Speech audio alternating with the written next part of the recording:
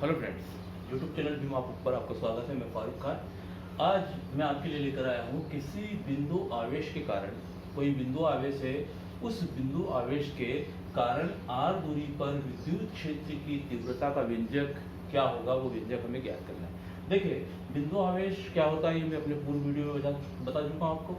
विद्युत क्षेत्र की तीव्रता क्या है ये भी मैं अपने पूर्व वीडियो में आपको बता चुका हूँ। हम जानते हैं कि विद्युत क्षेत्र की तीव्रता को E से दर्शाते हैं और विद्युत क्षेत्र की तीव्रता E बराबर होता है F/Q, जहां E विद्युत क्षेत्र की तीव्रता है, F है विद्युत क्षेत्र में परीक्षण आवेश पर लगने वाला बल और Q0 है विद्युत क्षेत्र में किसी परीक्षण आवेश का परिमाण।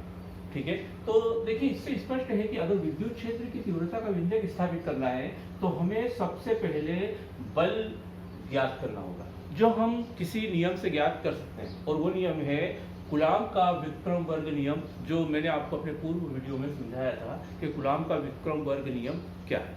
देखिए, सबसे पहले हम अगर बल की बात करें तो अगर दो आवेश हैं, एक धन आवेश और एक ऋण आवेश, तो दोनों एक दूसरे पर आकर्षण बल लगाएंगे। दो बिंदु आवेश, एक धन एक ऋण, आकर्षण बल लगाएंगे।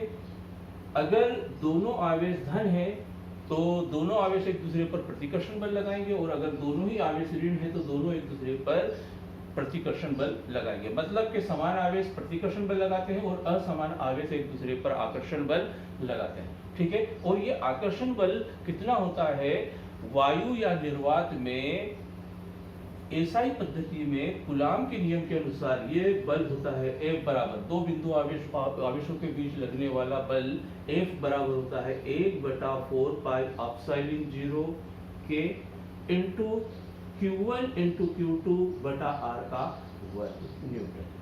ठीक है, इसे अगर हम हल करते हैं तो वायु या निर्वात में वायु का परावैद्युतांक 1 होता है, इसलिए इसके स्थान पर k के स्थान पर हम 1 रखेंगे तो 1/4 pi epsilon 0 into Q1 into Q2 बटा R का वर्ग। देखिए यहाँ पर 4 पाई और 4 पाई दोनों ही नियतांक है, एप्सिलॉन 0 है वायु या निर्वात की विद्युतशीलता, ये भी एक नियतांक है जिसका मान मैं अपने पूर्व वीडियो में आपको बता चुका हूँ। यहाँ Q1 और Q2 है दो बिंदु आवेशों के परिमाण, और R है उन बिंदु आवेशों के बीच की दूरी। ठीक है, तो इसका मान अगर हल किया जाए तो इसका मान हल करने पर होता है 9 × 10⁹ इंटू Q1 इंटू Q2 बटा R का वर्ग, मतलब इसके स्थान पर हम ये रख सकते हैं।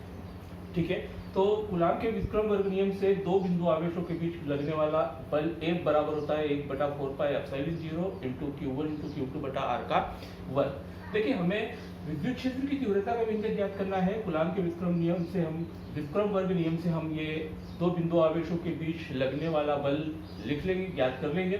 ठीक है, और Q1 है परीक्षण आवेश, विद्युत क्षेत्र में रखा हुआ कोई परीक्षण आवेश। देखिए, हमें विद्युत क्षेत्र की तीव्रता किसी बिंदु आवेश के कारण r दूरी पर विद्युत क्षेत्र की तीव्रता का व्यंजक ज्ञात करना है।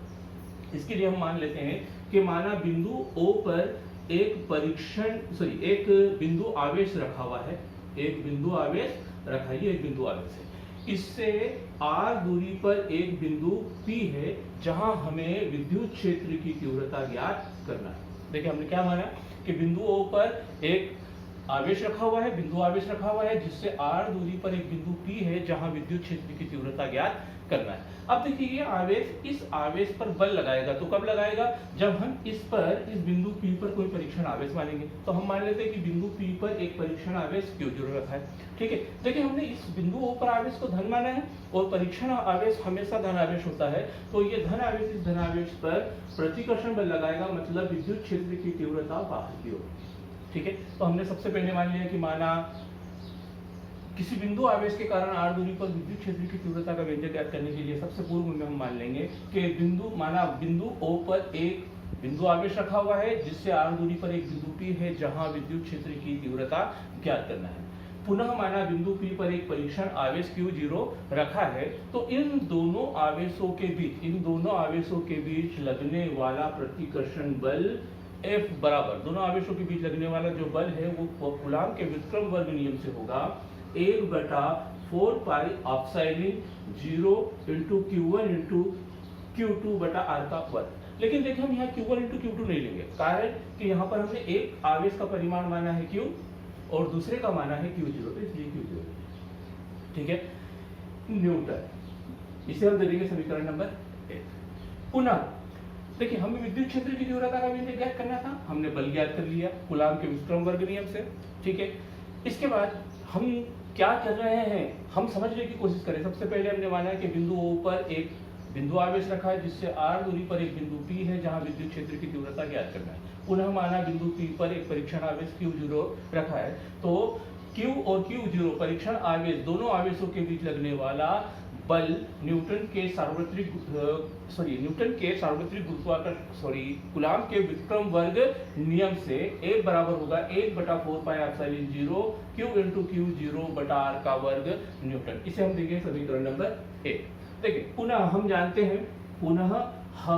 जानते हैं कि विद्युत क्षेत्र की तीव्रता E बराबर होता है F/Q0। इसे दे देंगे हम समीकरण नंबर 2। इस समीकरण 1 से F का मान हम इस समीकरण 2 में इनपुट कर सकते हैं, इसलिए E बराबर F, 1 के स्थान पर रखेंगे 1/4πε0 Q इंटू Q0 बटा R का वर्ग और बटे में होगा ये Q0, ये Q0 से Q0 कैंसिल हो जाएगा, तो इसलिए E बराबर होगा 1/4πε0 इंटू Q बटा R का वर्ग, ठीक है।